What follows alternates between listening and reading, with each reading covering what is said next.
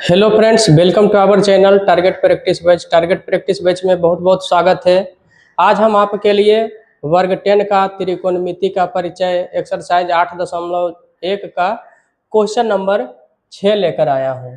अच्छा, आप सोच रहे होंगे कि क्वेश्चन नंबर 5, 4, 3, 2, 1 कहाँ है। तो ये पहले ही मैं यूट्यूब पे अपलोड कर चुका हूँ। डिस्क्रिप्शन में उसका लिंक दिया हुआ है, वहाँ से आप जाकर देख सकते हैं। तो आइए वीडियो को स्टार्ट करते हैं। कोण ए बी न्यून कोण है, ठीक है, और दिया हुआ है कि कौस ए बराबर कौस बी है, ठीक है।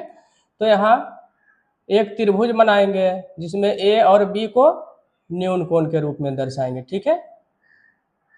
ए यानी कि बी यहाँ पे देते हैं और यहाँ पे सी, ए बी सी, ये वाला कोण और ये वाला कोण न्यून कोण है, ठीक है।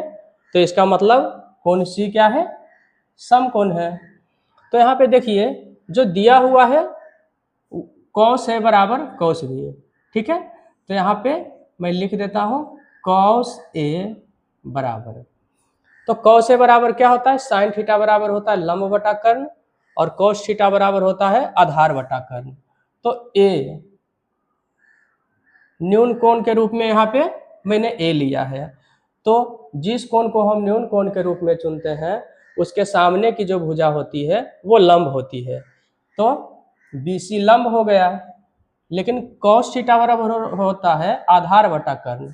तो जब ये लंब हो गया तो ये आधार हो जाएगा, यानी AC क्या हो जाएगा, AC और बटा कर्ण, कर्ण क्या हो जाएगा, AB हो जाएगा, ठीक है।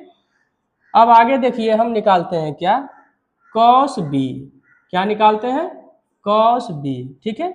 तो कॉस बी न्यून कोण हम बी को लिए हैं, इसलिए इसके सामने की जो भुजा होगी AC वो लंब हो जाएगी।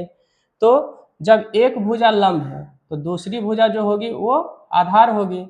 तो कॉस बी बराबर हो जाएगा आधार बटा कर्ण, तो BC और बटा AB, BC बटा AB हो जाएगा। इसे समीकरण में 2 मान लेता हूँ, ठीक है। अब आगे आप देखिए क्या कि समीकरण 1 तथा 2 से, समीकरण 1 तथा 2 से यहाँ पे दिया हुआ है कि कौस ए और कौस बी बराबर है। तो कौस ए के जगह पे हम लिख देते हैं AC बटा AB, AC बटा AB लिख देते हैं, और कौस बी BC बटा AB, BC बटा AB लिख देता हूँ, ठीक है। अब यहाँ पे देखिए AB और AB क्या हो जाएगा, कैंसिल हो जाएगा, ठीक है। तो जब कैंसिल हो जाएगा तो बचेगा क्या, AC बराबर BC बचेगा, ठीक है।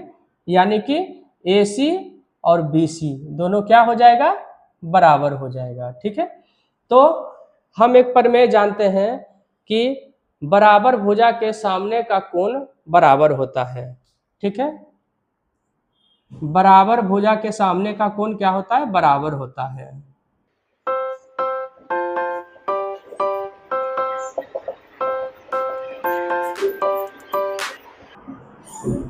बराबर भुजा के सामने का कोण बराबर होता है, ठीक है।